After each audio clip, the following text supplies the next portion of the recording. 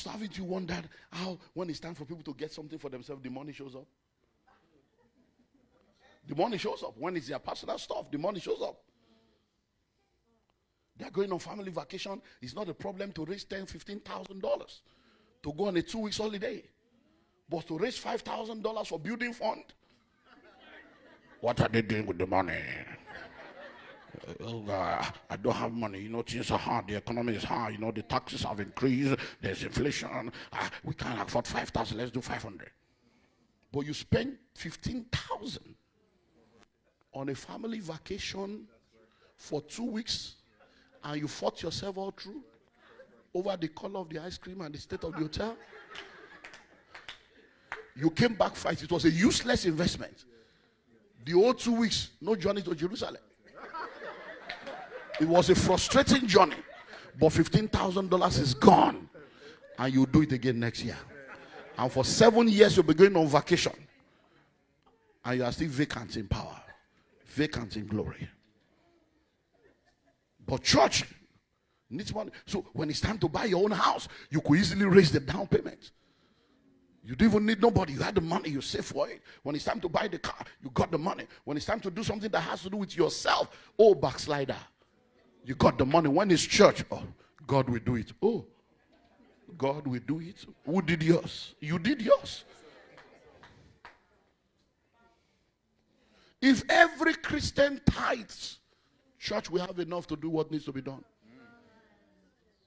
If every believer gives what they should give, there will be no need in the house. So let me take you back to Abraham.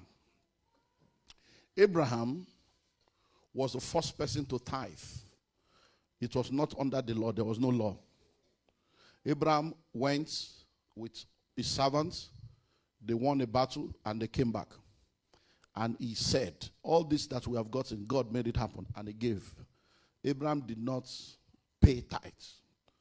He gave tithes. So tithes is an act of worship. Bringing a part of what God has blessed you with as an act of worship in acknowledgement of the fact that God is your source. Abraham did not have a pastor. Abraham was not going to any church, so nobody told him to tithe. God told him to. So he was tithing because everything you have belongs to God. To talk 10% is an insult because your tax is more than that. So if you pay taxes of 30, 40% depending on your income, why are you talking about 10%? It's an insult. The entire 100 belongs to God. The 10 is just a point of contact. So in your business, a percentage of your income, in the business world, they call it corporate social responsibility. They call it charity. A portion of your income must go to the kingdom. And it should be minimum of 10% of your corporate income.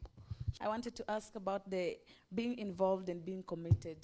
Sometimes it's a bit challenging to understand whether you are involved or being committed.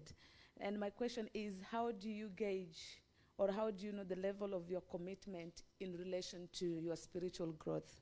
Time, talent, and treasure. 3 T's. So let's look at it. So if you sit down, go back home now, sit down. You have 24 hours in a day. And ask yourself, how much of that 24 hours is spent doing things that are kingdom? So check your time. You are supposed to tithe your time.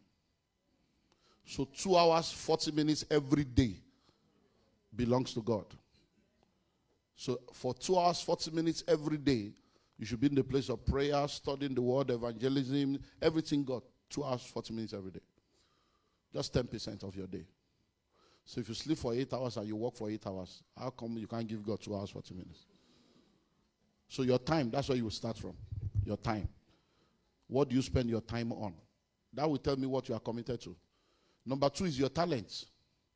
How come you are an IT specialist in the marketplace, earning 6 figures, and the IT of your church is below par? How come you are a social media manager for a multinational, and your church social media is 0? What's your talent doing? How come you have a job and then you come to church to play keyboard and you are asking for salary? So you're asking for salary to play keyboard, you're asking for salary to play drum. So what is your involvement? What are you bringing to the table? If everybody is collecting salary, will there be a church? So children's church teacher will collect salary, cameraman will collect salary, worship leader will collect salary. Cleaner will collect salary. What's wrong with you people? So it only shows that you are not a son, you are an hireling.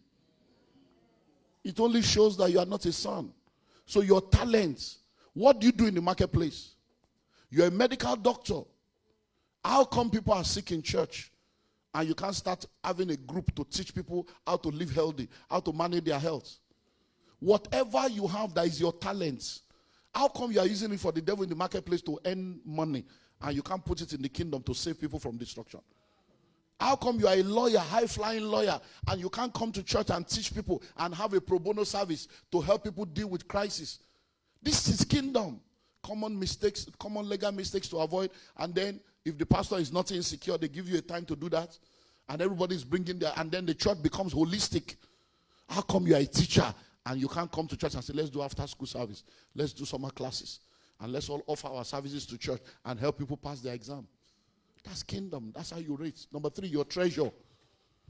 If you print out your statement of account from January to now, how many percentage has gone to church? How many percentage? If God is to charge you for the oxygen you breathe in, will your mortgage matter? So let's check your treasure. Vacation has gotten his own, mobile phone got his own, car note got his own, mortgage got his own, clothes got his own, food got their own. God didn't get anything. Even the 10% you are arguing. Offering, you come empty-handed. You come to church, the offering basket pass you, no transfer, no cash, no check. You go home and they say you went to church. You say you went. You didn't go to church. So that's how you know if you are committed or involved. Your time, your talent, and your treasure. Thank you.